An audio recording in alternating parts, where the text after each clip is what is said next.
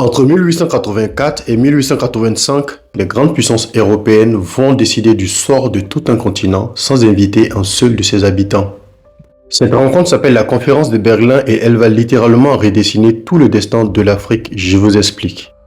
À la fin du 19e siècle, les Européens sont en pleine révolution industrielle, ils ont donc besoin de ressources, or, ivoire, diamants, caoutchouc et bien d'autres.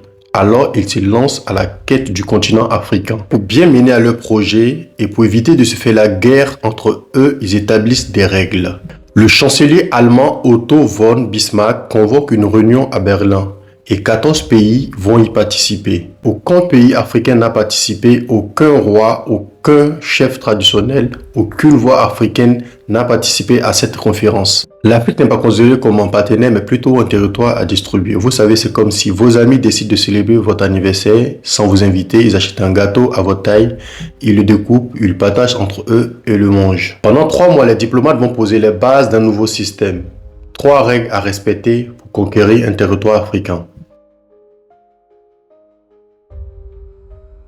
Le principe d'occupation effective. Pour pouvoir revendiquer une région, il faudra la contrôler réellement, avec une armée, une administration ou encore un poste de commerce. Ensuite vient la liberté de navigation et de commerce sur des grands fleuves tels que le Congo et le Niger. Et enfin, une soi-disant d'interdiction d'esclavage utilisée comme prétexte pour justifier la colonisation, parce qu'en cette époque-là, l'esclavage avait déjà été aboli depuis 1794. En gros, les Européens se mettent d'accord pour partager l'Afrique pacifiquement entre eux. Une fois les règles fixées, le découpage commence. Sur une simple carte à Berlin, les frontières sont tracées à la main, sans se soucier des langues, des peuples, ni des royaumes déjà existants. La France prend la majeure partie de l'Afrique de l'Ouest et du Centre. Le Royaume-Uni contrôle le sud et l'est du continent, de l'Égypte à l'Afrique du Sud. La Belgique, sous le roi Léopold II, obtient le Congo, qu'il exploitera personnellement dans une colonisation les plus brutales de l'histoire. L'Allemagne s'empare du Togo, du Cameroun, de la Namibie et de la Tanzanie. Le Portugal gardera l'Angola et la Mozambique. L'Italie, elle va s'installer en Érythrée, en Somalie, puis plus tard en Libye. En moins de 20 ans, 90% du continent africain passe sous domination européenne. Conséquence, les peuples africains se retrouvent divisés, déplacés et souvent écrasés par la conquête coloniale.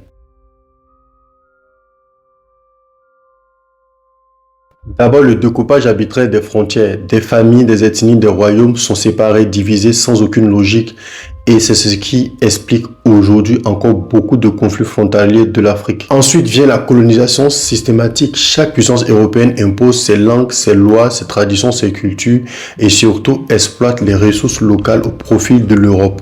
Et pour finir, la destruction progressive des structures africaines. Les royaumes traditionnels sont renversés, les langues et les religions locales, elles sont marginalisées. En résumé, la conférence de Berlin a ouvert la voie à plus d'un siècle de domination coloniale. Aujourd'hui, la plupart des frontières africaines sont celles tracées lors de la conférence de Berlin en 1985. Et c'est là l'ironie de l'histoire. Pour piller l'Afrique, les Européens ont su s'unir. Mais plus d'un siècle plus tard, les Africains ont encore du mal à s'unir pour repenser les frontières en leur propre réalité. Cette conférence tenue loin du continent africain a façonné durablement la politique, l'économie et même la géographie de l'Afrique moderne. Cette conférence à Berlin n'a pas seulement redessiné une carte, elle a bouleversé tout un continent.